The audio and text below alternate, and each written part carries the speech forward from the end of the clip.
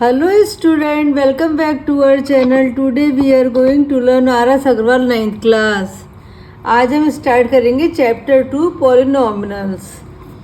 इसमें हम एक्सप्लेन करेंगे पहले कि इसमें क्या डिग्री होती है, किस टाइप के हमारे पॉलिनॉमिनल्स होते हैं, कौन से होते हैं और कौन से नहीं।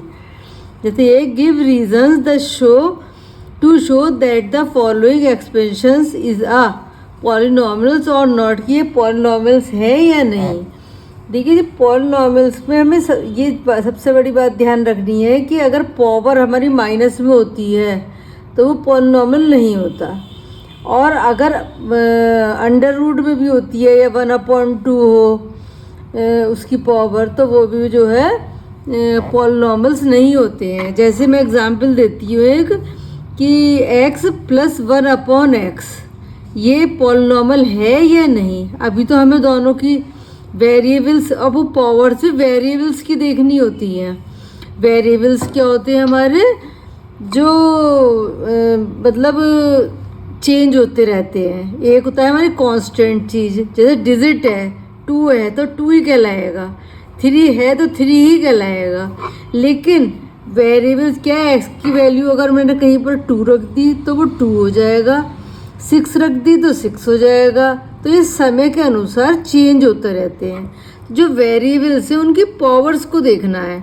उनकी पावर्स अगर निगेटिव में होगी, अगर मैं इसको ऊपर ले जाती हूँ, देखिए तो क्या हो गया, x की पावर -1, x + x की पावर -1। तो अगर वो निगेटिव में है हमारी वैल्यू, तो इसका मतलब जो है वो पॉलिनॉमिनल्स नहीं है। Here 1 term exponent is negative, 2 term है तो दोनों टर्म में एक टर्म में जो है निगेटिव में है हमारी exponent, so it is not a polynomials. Example 2, √x - 3। √x का मतलब क्या हुआ हमारा, x की पावर 1/2। अगर इसमें भी here 1 term is 1/2, 1 term power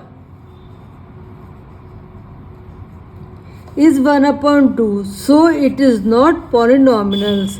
मतलब अगर पावर भी हमारी 1/2, 1/3, 1/5 ऐसे होगी तो वो भी पॉलिनॉमिनल्स नहीं होगा। थर्ड एग्जाम्पल, x की पावर 3 - 5x + 2। देखिए यहाँ पर हमारे वेरिएबल्स ये हैं, ठीक है, लेकिन दोनों वेरिएबल्स की पावर कैसी है, पॉजिटिव। ये x की पावर 3 है पॉजिटिव, ये x की पावर 1 है, तो ये हमारा जो है पॉलिनॉमियल होगा। Here 2 terms exponents is positive, 2 term में हमारी एक्सपोनेंट पॉजिटिव है। मतलब 2 हो 3 हो, जितनी भी टर्म होती हैं जिसमें वेरिएबल गिवन है, अगर उसमें कहते हैं वो पॉजिटिव होती है पावर, x या एक्सपोनेंट दोनों बात सेम है, तो वो पॉलिनॉमियल होता है, नहीं तो नहीं। इसलिए ये पॉलिनॉमियल है।